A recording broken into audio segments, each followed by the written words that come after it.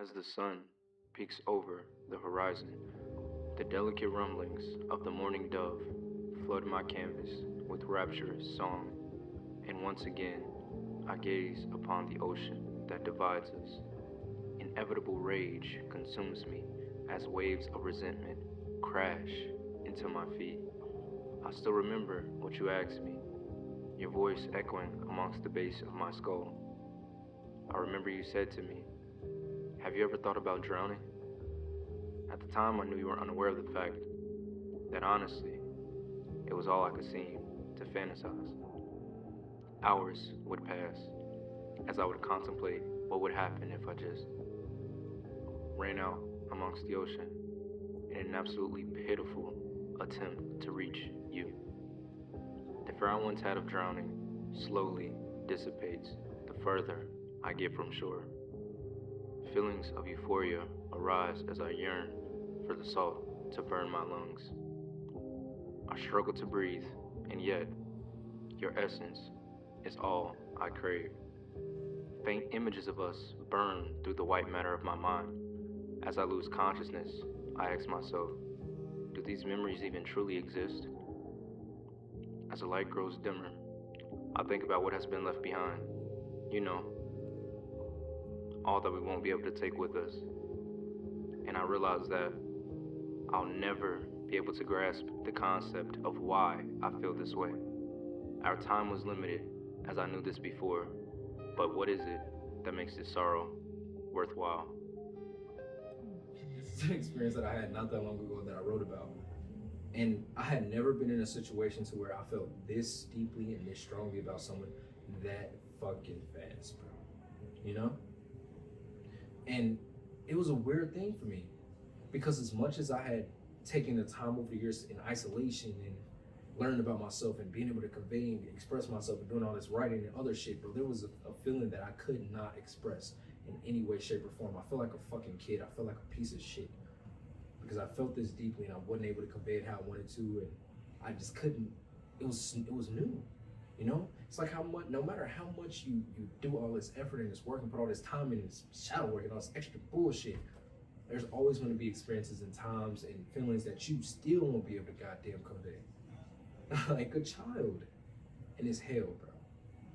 But as much as I wanted to run out into that fucking ocean, no life jacket, can't swim, no boat, and drown trying to reach something that I don't know. Deep down, I knew I wouldn't be able to reach and obtain. I would have done that years ago. I would have done that. Maybe 2 months ago, I would have done it. You know, crazy thing about it. But there was something within me stopping me, holding me back. You know what I mean?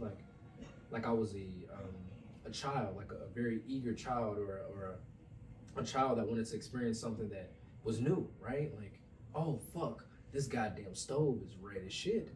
This stove look appealing as hell to my eye. I should touch it. I was the goddamn child. Oh fuck, I ain't got no goddamn life jacket. I ain't got no boat.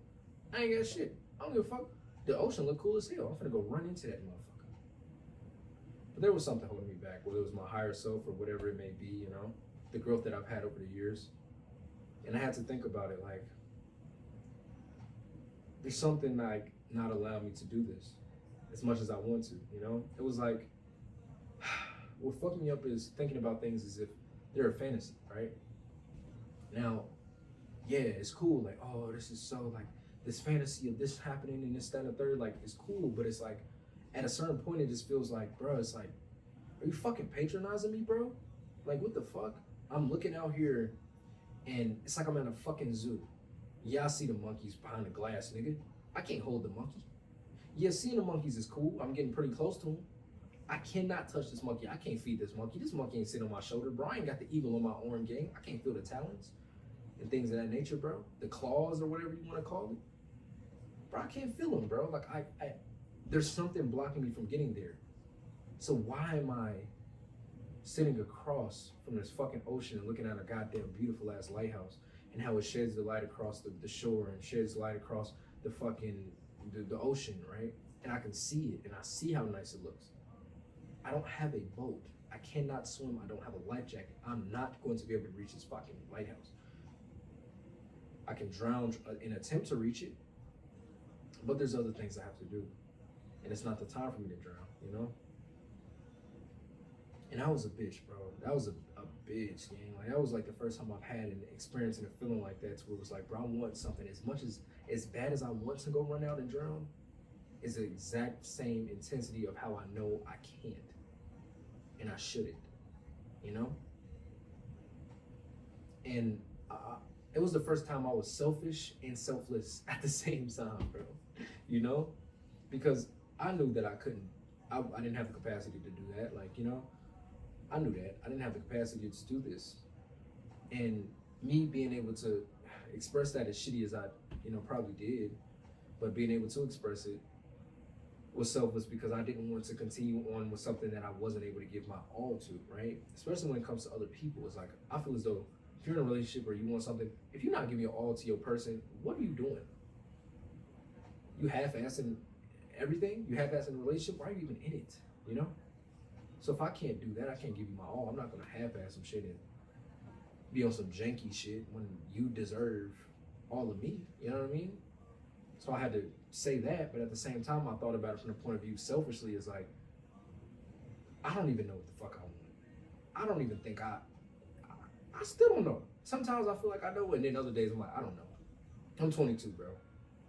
You know what I mean? Like, a lot of things change, bro. A lot of things change very quickly at this age, bro. So it was weird. But, you know, it is what it is, I guess. But it was a bitch. But I created a goddamn beautiful piece of poetry from that goddamn experience. Everything that I create from experience. I have a bunch of goddamn writings that I've written from how I felt, you know? And this is just another goddamn day in Reek's life. As shitty as it was, and as deeply as I felt about this person, it was something that I could not continue, you know? And it showed my growth. And it sucked, bro, but it is what it is at the end of the day. But I try to sit up here and figure out how is the best way I can be vulnerable and express these things, because I know there's people that's probably had similar experiences. You know, like, I've been in other situations where I thought something would go longer than what it did, and I reacted and behaved differently than what I did at this point. And this is how I know that's proof of me growing as I've gotten older, and just taking in the experiences that I've had previously and actually learning from those, you know? So creating that piece of art and that feeling of wanting something so bad and feeling as though, like, fuck it, I might as well just drown in the attempt to reach something that I know that I won't be able to. What was the point? What is the point of feeling that way, you know? What would be the point of that sorrow? So creating that piece and feeling as though, okay, this is what I want, it was all just a fantasy. I opened my eyes and I'm still just looking out at the shore. I've never ran out into that bitch. And I never will, unfortunately, you know? But I mean, these are the things that we deal with. And this is when I talk about feeling and how deeply I do feel and trying to get as dramatic as possible. I probably could have got even more dramatic with that shit, but I mean, drowning and dying in an attempt to feel somebody else's presence and essence and things of that nature, you know? Like, as much as I genuinely wanted to, no funny shit though, as much as I genuinely wanted to drown in the depth of her that I knew that was fucking endless, I knew her depth was endless and things of that nature. There was just, I couldn't. So what does that say about me? What does that say about life? When something looks and appears and feels so well and so beautiful and so perfect, magnificent, but there's still a part of me that doesn't want that or didn't want that experience. Why? Why would I not want something like that? Why would I not want something that made me feel this way? Why would I not want something that made me have an experience with somebody that has so much depth and put me in a situation to where, you know, I never felt as though, you know, I always had a chance to really think and express, and, you know, why would I not want that? And it just goes back to the to the point of, I don't know what I want, you know, and I'm still figuring that out. But that's life, man. And it be like that. But I just wanted to come on here and express that to y'all folks. Honestly, I feel as though I kind of want to drop the vid and end it here.